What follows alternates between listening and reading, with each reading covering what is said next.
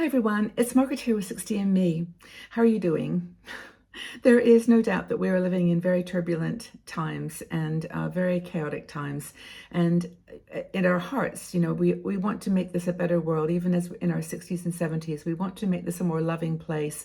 And I think that something does shift in us as we get a little older and we start to be a little bit less focused on ourselves and more on the legacy that we're leaving and also the world that we're leaving behind. And I just had some thoughts about it, wanted to share that, ways that we can make our world a more loving place. And I think that we can be a beacon. I think that older women are very important in these turbulent times, that we can be a light. And it's not quite the traditional sort of the crone that is the wise woman of the community. I don't think we've reached that point, and I probably won't. But such a focus on youth in our culture. But I think there are ways as older women we can do things that are, going to put a glow out there, going to put a bit of sparkle in the world. And one of our bloggers, Carrie Mitchell, wrote this article on just things you can do, specific things. She's a coach and a counselor, and she has a very deep insight into it. And her article is much more detailed than this chat will be. But, it's basically saying that, as older women, we're kind, compassionate, loving. I did a very short question on YouTube community group, and I asked them, what was the biggest compliment that they've received recently? And I think 60% said that they were kind. You're a very kind person. I wish I could be like you.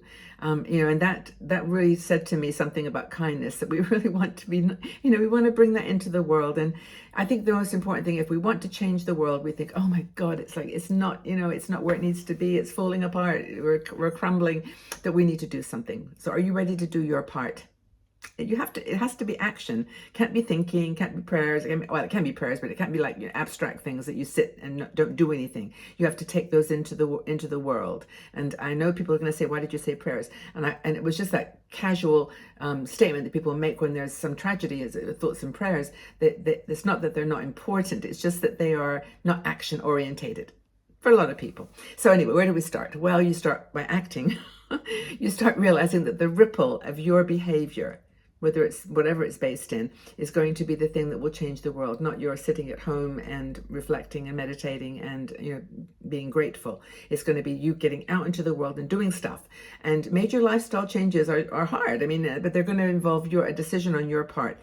You can't do it all today, but you can do small things. Small little things can create the ripples. And that's what I want to chat about here today. How do you get started? Well, here's 8 ideas. 8 ideas. First thing is to love yourself. Love yourself. Just accept yourself for who you are. You don't have to be something for anybody. And that by just simply doing that, you then love others. Now, I know that sounds kind of a convoluted way to get around to loving other people, but if you love yourself, all your flaws, all your broken bits, all the things that you've done that you wish you hadn't done, or the things that you wish you had done, all the things that you look in the mirror and say, oh, I'm not happy with that person I see, that projects out onto the world. So when you love yourself, you become love in action. You are loving in action. And that action then helps other people to come into your life and for you to love them genuinely. I'm talking about passionate, love. I'm talking about just respect and caring and kindness. But it starts with you. It starts with your own love for you. And if you don't love yourself, you're not going to be able to have the capacity or the understanding to love someone who maybe is different than you, is just different culture or different, beliefs or whatever. Love yourself is one. Another one is gratitude. Now, we've talked about not using gratitude as a sort of an easy way to just say, I'm grateful for everything and that's my life and I'm happy. It's more to see the small things and to see how everything's connected and how beautiful it is in that connection. That attitude of gratitude that you may do in the morning or at night when you go to sleep or whatever can be contagious. It can be contagious to other people so that they can be grateful. I do this now and again. I wouldn't say it all the time, but I do when someone comes to me and says, oh, this bad thing has happened to me. I got a flat tire today. And, you say, oh, that's too bad. Well, at least you weren't on the highway when it happened. Like using that opportunity to be grateful for some lesson. You didn't get that job. Well, maybe that wasn't the right position for you, or you didn't get that, whatever. Well, you've always got this and this to look forward to. You can change it around in your words. Again, your actions. And words for me are actions. So you can, of course, as you know that, I talk all the time. But the point here is that you actually can make a difference with your gratitude. Exhibiting kindness. Easy peasy. You can do it. Just do it. You can, I think Maya Angelou was the one that said, people won't remember what you say or do, but they will remember how you made them feel. Well, it's a little bit of a contradiction to make them what you do. But but people will remember how you made them feel. If you made them feel good, accepted, appreciated, beautiful, valuable, all those things, those are the things that they will remember. Being kind is not a big deal. It's simply accepting others. No judgment. No judgment. Just being nice, being kind. It is at the heart of every religion. Do unto others. It's not a complicated concept, but sometimes even in the midst of all of that, you can get intolerance and judgment, and that's, in my opinion, not kindness. But being kind, that's the next thing. Practice active listening. Practice active listening. It's really important that you don't talk over people when they're trying to explain something to you. And we do this all the time. I mean, I even do it sometimes. When I'm in a situation where I am being considered that I need to contribute, when someone's talking, I start immediately thinking of what my response is going to be. And you can't think of your own response while you're listening to other people talk. It just doesn't work like that. So if you want to build on the conversation, say something that's going to be meaningful, then you've got to stop thinking of yourself, stop thinking, and listen. Just listen really, really kindly, with kindness and with generosity, and don't sort of interrupt. And don't make like statements that try to prove your point. Like if they say, well, having this really difficult time. Well, I don't have that problem at all. I do this and this and this. It's like they've got something to say. If they've trusted you with that moment of wanting to share something with you, then listen. Really important. Discover new ways to be generous. You don't have to have lots of money to be generous. You don't have to buy big gifts. You don't have to do things that are, going to make people feel like you spent a lot of money on them. You have to just be kind and do things that are generous.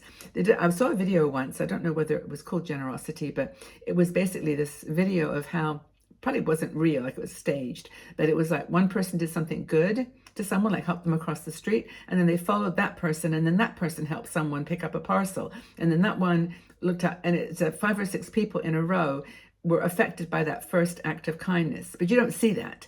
You don't see it because you're just helping the first person, or you're just being kind to the first person and being generous.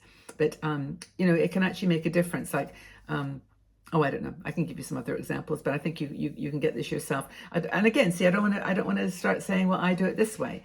That's not the point. You might just change someone's day or even their life by being generous. I think this is number 7 or 6, but anyway, it's about forgiving. Forgiveness is so powerful, but it's only really powerful if you forgive completely forgive. You can say, well, I can forget, but I can't forgive. Well, that's one strategy. But if you can actually understand that people are broken, people are struggling, and they do things in those moments of sadness and depression and anger and fear that are sometimes not very nice. I'm not talking about crimes and things, because I think there's a lot of, we just need to deal with that all in a different way. But the point is that we can be aware of other people's challenges and forgive them. That's all. Another thing is to temper your words. Use words, they're beautiful. Words can be so powerful in their loving nature. Choose your words wisely. Make them filled with love, patience, and gratitude, and thoughtfulness. Just make your words and the things that come out of your mouth, which define who you are, be a gift to that person that you're speaking to. Words are powerful. I would say that, wouldn't I? Because it's my life, it's my living to do words. But I think tempering them and keeping them calm is really, really important. So those, I think, are 8 reasons or 8 ways that you can help to create a more loving world.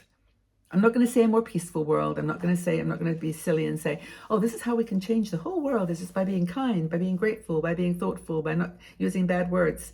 But it's not like that at all. We just need to invest in ourselves. Know that whatever we're projecting out to the world may help someone else.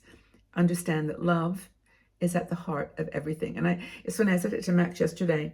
And my grandson, I said, because we always say that, love you. And I said to him, do you know what it means when someone says that they love you? And you know what he said? No, I don't know. So I told him. And it was, that basically that we are there for each other, that we think that you are beautiful and that, you've got so many amazing characteristics and so much, so much that I love or that I like and that I appreciate and that I respect. And that, that you are special to me, that I'm by your side, that I am your Baba, and I would do anything on this planet to give you guidance and help and support and encouragement. And I went on with some words that were different than love, because love is we use it so casually. But how to make the world a more loving place, I think, leads to a more peaceful place too. What do you think? Leave your comments below, everybody, please. Know that I love you genuinely for all those things I just said. I respect your choices. I respect who you are, the things you've been through and the things you're doing to make this world more peaceful and more loving. And let's do it together. Let's give each other some virtual hugs, or even some real hugs. Come join our Patreon group. That's where we give real hugs. Well, virtual, but they're pretty real. But if you've got any questions at all, please leave them in the section below. Know that you're here for me and I'm here for you. We're on it together. Okay, take care.